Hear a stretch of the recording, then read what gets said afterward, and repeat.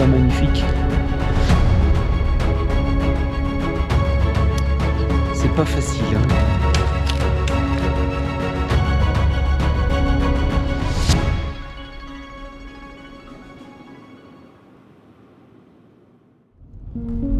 Bienvenue dans cette toute première vidéo de ma chaîne. Pour cette aventure, je vous emmène avec moi sur une grande randonnée. Encore très sauvage et peu fréquentée, elle s'étend du département de la Savoie jusqu'à celui de l'Isère, le GR 738. Aussi appelé Haute Traversée de Beldonne ou encore le Sentier des Bergers. Il s'étend sur environ 100 km reliant la ville d'Aiguebelle à la ville de Visil, en passant par ce coin majestueux qui est le lac des Sept Lots.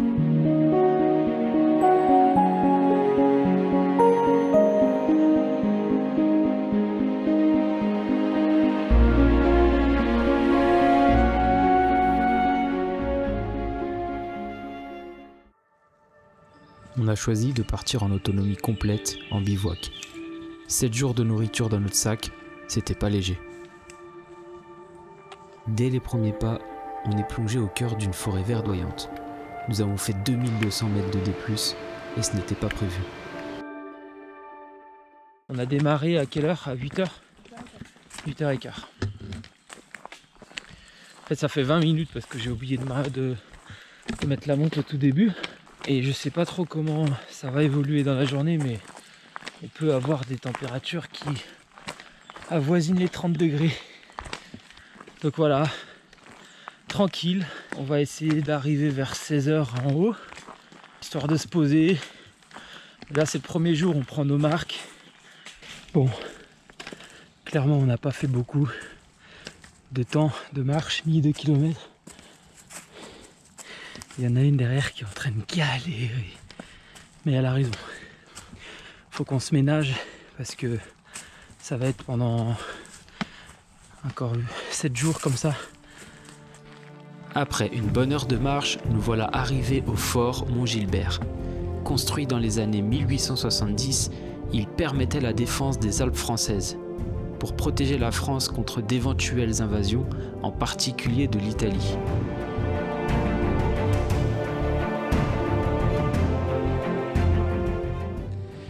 Regardez. Il y a un panneau de basket Au fond là-bas, ouais. Il y a des bonbonnes de... À mon avis, ils ont dû faire un feu, l'éteindre. Enfin bon, ouais, c'est vraiment un truc de squat quoi.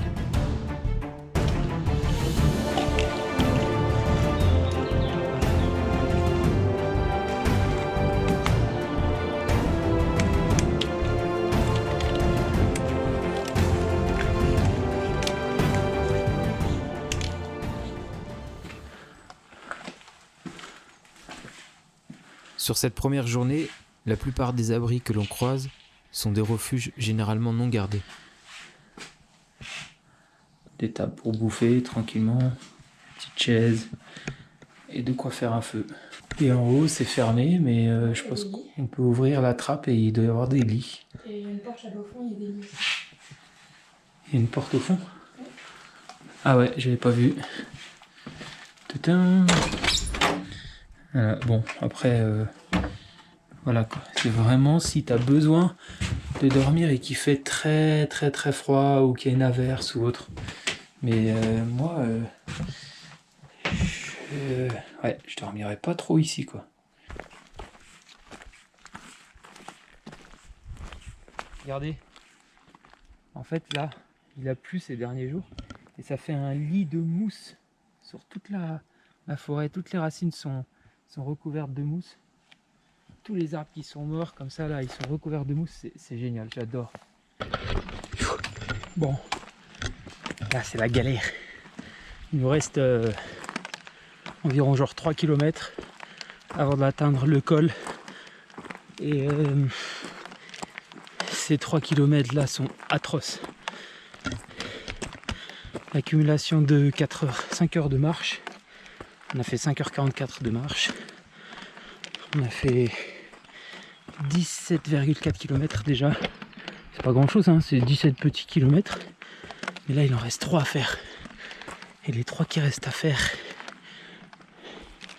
Je vous laisse imaginer la souffrance. Attendez, regardez. La souffrance va apparaître. Regardez la souffrance. Elle est là. Elle est là, la souffrance. Regardez cette souffrance.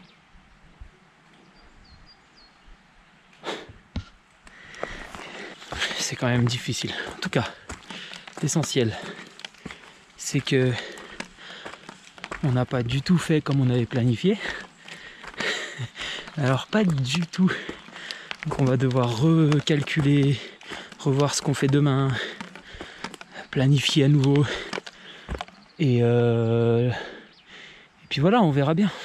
Mais on a bien avancé aujourd'hui. Ouais. Voilà pour la première journée qui se termine. J'avoue que c'était pas facile. Et c'était pas non plus le truc le plus sexy de la rando. On est passé que dans la forêt. Pendant 7h15, on a marché dans la forêt. On a trouvé le petit spot où on allait se poser avec Adam. Je vous montre. Voilà. Ici, clairement, il y a de quoi s'asseoir là. Il y a des gens qui ont déjà fait un feu par ici. Là, on est... Le soleil, malgré tout, il tape encore pas mal. Malgré qu'il soit... il est 17h44, il se couche vers 20h, c'est ça ? 21h30, donc là le soleil il tape encore. Donc on a trouvé un coin à l'ombre et c'est vraiment le top du top. Donc on va se poser tranquillement et puis voilà. Allez, tchuss.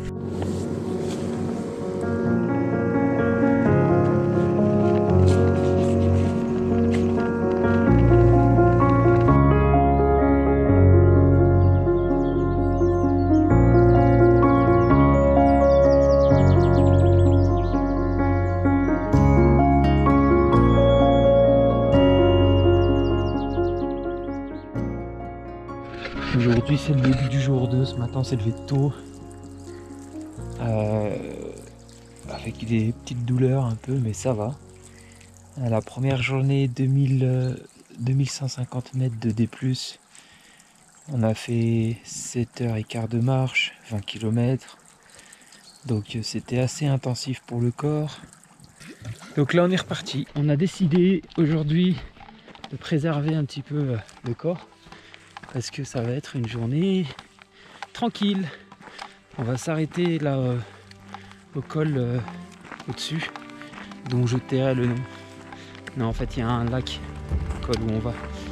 Et du coup on va s'arrêter un petit peu, on va profiter. Et après la destination finale d'aujourd'hui, ce sera le refuge de la Pierrière. Là il s'est complètement dégagé et en fait ici on peut voir le Mont Blanc.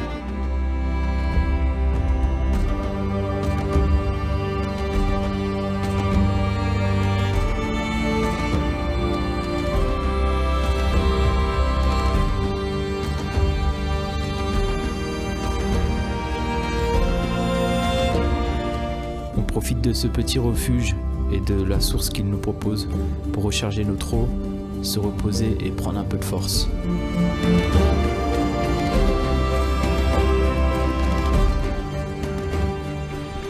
Là, sur le chemin qu'on a pris pour aller au refuge, on a une petite source d'eau là, en contrebas, derrière ces arbres. Et je vous garantis que ça va partir sur une pause, une petite cryothérapie, ça va faire du bien aux muscles. Et en plus, vu les températures, tout bénef. Donc c'est parti, je vous montre ça. Oh la vache. Oh. Ah, ça fait du bien, mais ça fait mal.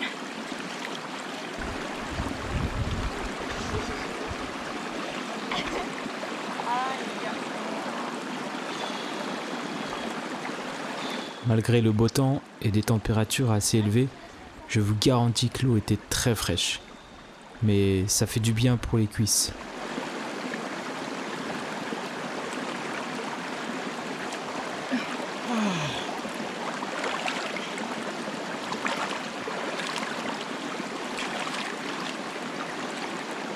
Je sens plus mon cul.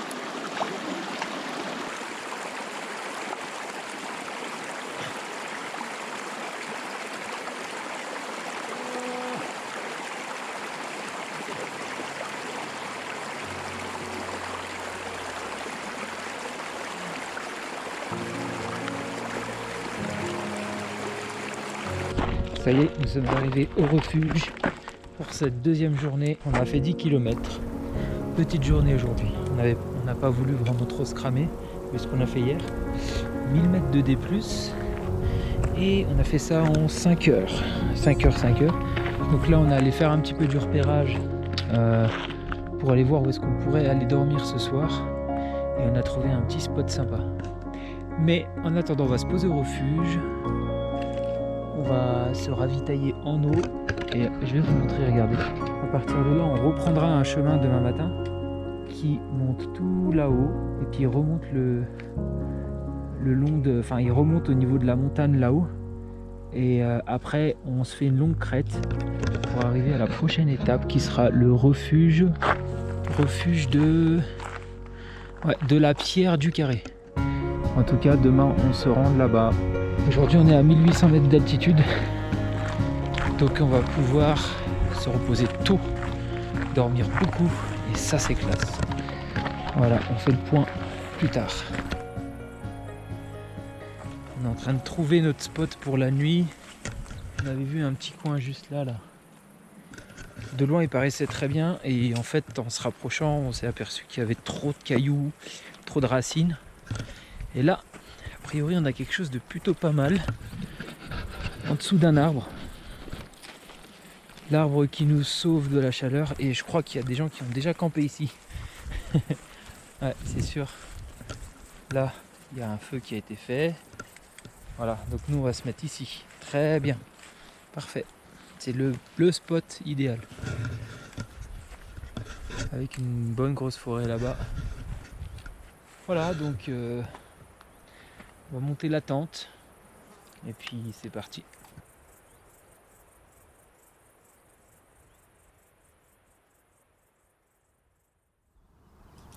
Durant la 3e et la 4e journée, j'ai pas beaucoup filmé en face cam. On avait beaucoup d'heures de marche.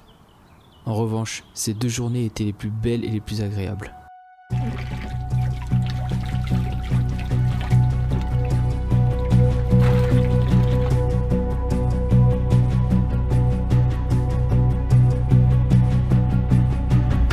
On commençait tout juste à s'habituer au poids du sac, et les nuits de sommeil étaient bien réparatrices. J'ai rarement vu des paysages aussi diversifiés. De sommet en sommet, le terrain changeait. Nous passions d'un champ de fleurs aux multiples couleurs à des lignes de crête très rocheuses.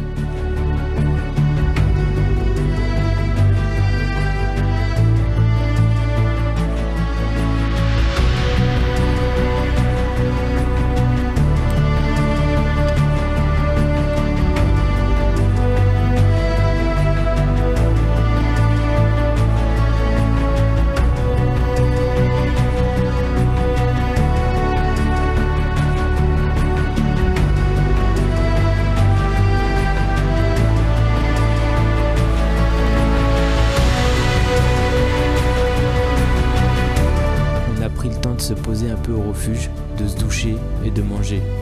Et nos galères de la journée sont récompensées par ce magnifique coucher de soleil.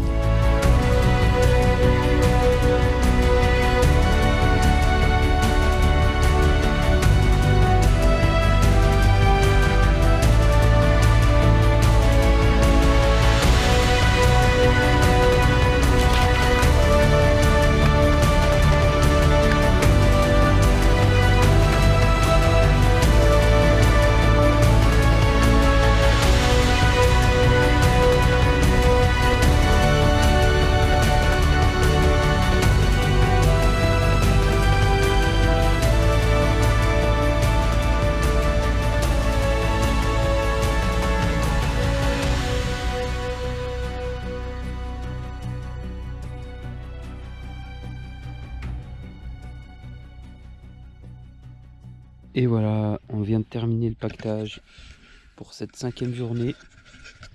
Donc là, on était au lac Cléa. Je vous montre. Et juste là, c'est le chalet Léa. Il y en a qui ont dormi là cette nuit. En tout cas, nous, on a dormi dans la tente et on s'est tapé une pluie, laisse tomber. Donc là, il fait beau. Aujourd'hui, il va faire un petit peu moins chaud parce qu'il a plu cette nuit. Et let's go, c'est parti pour le 7e jour, non, le 5e jour, mais pour 7 heures de marche. C'est pas facile, hein, mais c'est tellement le kiff d'être là, en fait. Tous nos malheurs, toute notre fatigue, ben, elle se perd avec tout ce qu'on voit et tout ce qu'on observe. La nature est quand même belle, hein. Le sac est de moins en moins lourd, ça c'est cool. Et je sais pas si vous voyez là, mais en tout cas, la source d'eau ici, elle se trouve à ce niveau-là, au niveau des cailloux. Il faut s'accroupir pour y aller, enfin c'est une galère, mais l'eau est fraîche. En tout cas, l'essentiel, c'est qu'on a de l'eau, on va pas se plaindre. Voilà. Allez, c'est parti.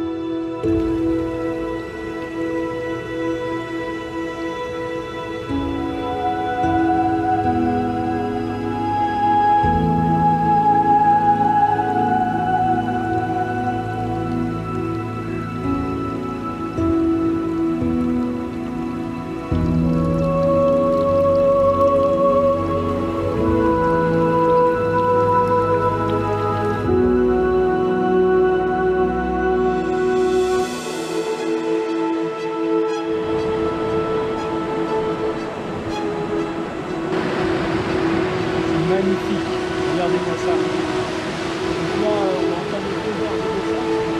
Tout à l'heure, on était juste là au-dessus, il y a un chalet.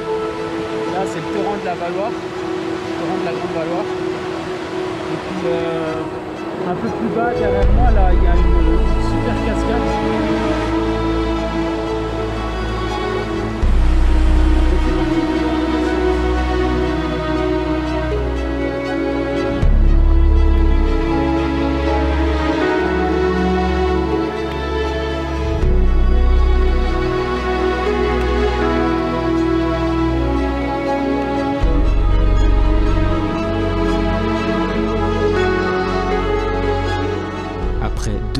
Heures de descente, nous arrivons au lac du Curtillard. Alimenté par le Breda qui prend sa source au Settlo, ce lac est retenu par un barrage EDF. Il continue sa descente dans la vallée du Haut-Breda pour finalement finir dans le fleuve Isère. Ce coin est très beau et très calme, mais très vite, on a repris notre chemin dans la forêt.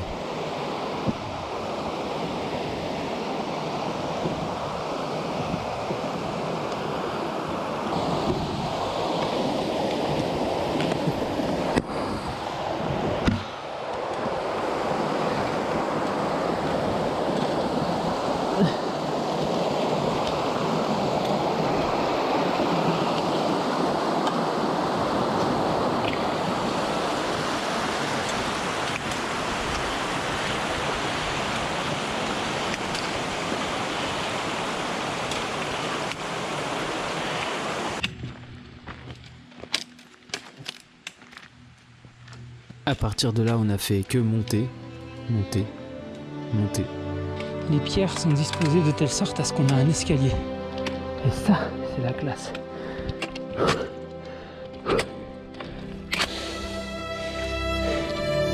On est attention. Sur les cailloux, ça paraît génial.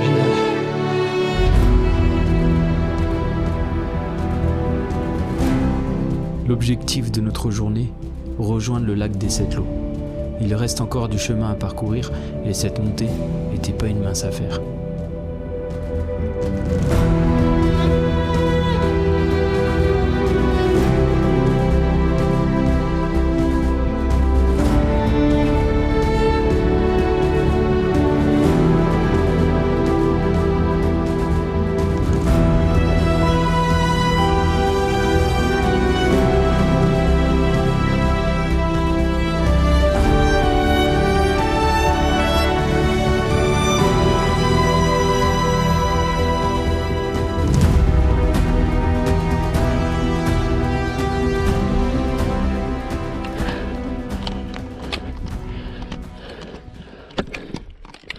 On va pas à plus de 20 mètres. C'est un peu relou quand même. Ah, il y a un abri juste là.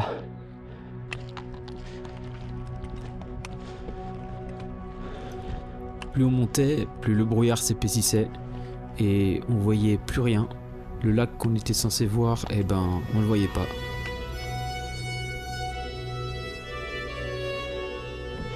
Voilà les nuages. On est pile poil dedans. Normalement, ils devraient se charger dans la nuit. Et ça devrait couler un peu plus bas, j'espère qu'on va pas être touché par les précipitations. En tout cas, là, il y a une main courante. Ça va être la merde, hein. Attends, je passe devant. Ouais. Allez, go.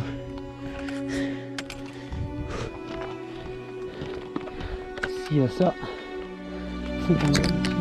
Ah putain, la gourde. Putain, ça tient pas à des masses, hein. Ouais. Ça fait... Ouais, ben bon, ça bouge quand même. On va faire confiance.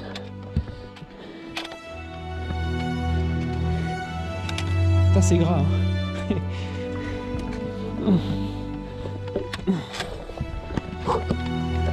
Wow.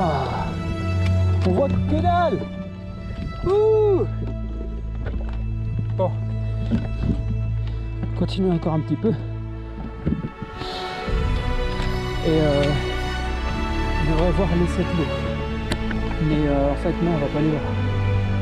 Vu la peuf.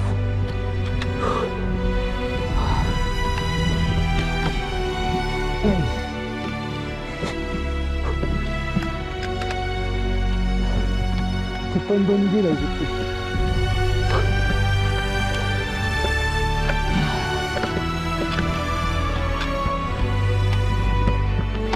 Bon, il fait moins chaud qu'hier en tout cas. On est à combien? Bah tiens, je t'avais dit qu'on allait avoir des surprises. C'est pas fini. La montagne, c'est aussi ça. Savoir accepter qu'on ne peut pas toujours gagner et avoir un temps favorable.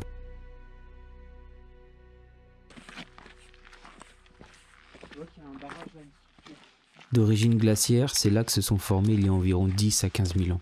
À cette époque, les glaciers recouvraient une grande partie des Alpes, et en reculant progressivement, ils ont laissé des dépressions dans les reliefs, ce qui a donné ces magnifiques lacs des 7 lots.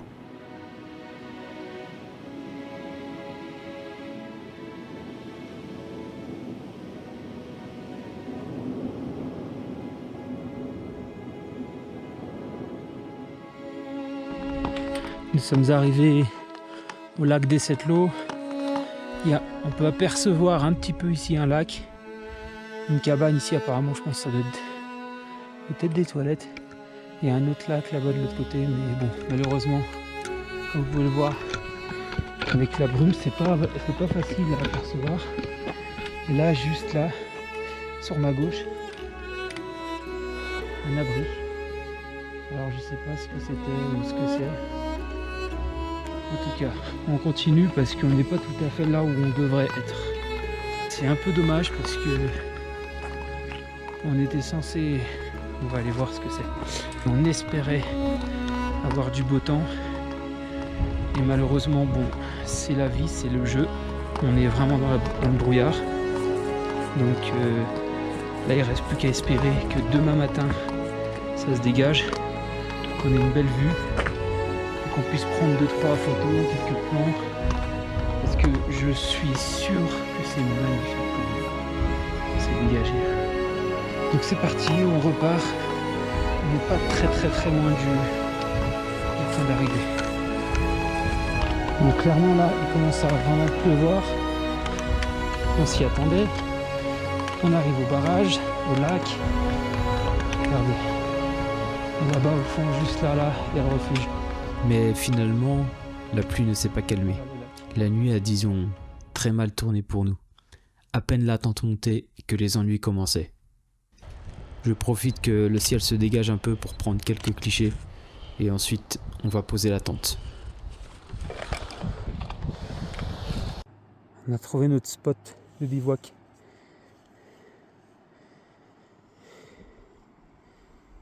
Là, regarde ça. Magnifique, magnifique, magnifique. On se croirait au Lofoten. À partir de là, les vrais problèmes commencent. Les nuages ont commencé à gonfler, ils sont montés, et là on s'est retrouvé dans la pluie, et je vous laisse avec la suite. Je me suis surprendre par la pluie. Regardez la taille des grêlons. Ça a déchiré la tente. Normalement, les refuges intempéries, ils sont obligés de nous réceptionner. On court au refuge, se mettre à l'abri.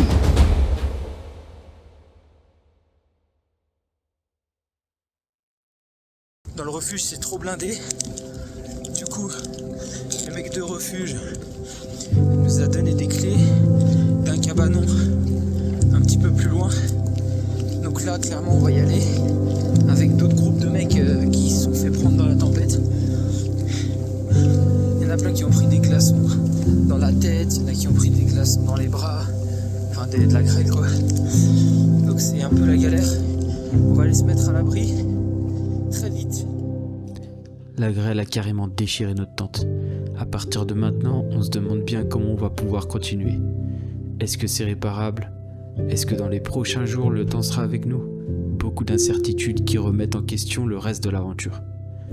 Donc on se laisse une bonne nuit de repos bien méritée pour réfléchir à la suite. Et nous, on se retrouve dans la prochaine vidéo pour la suite de l'aventure. N'oubliez pas d'activer la notification pour suivre l'aventure dans les prochaines vidéos. Et surtout, partez, explorez, vivez.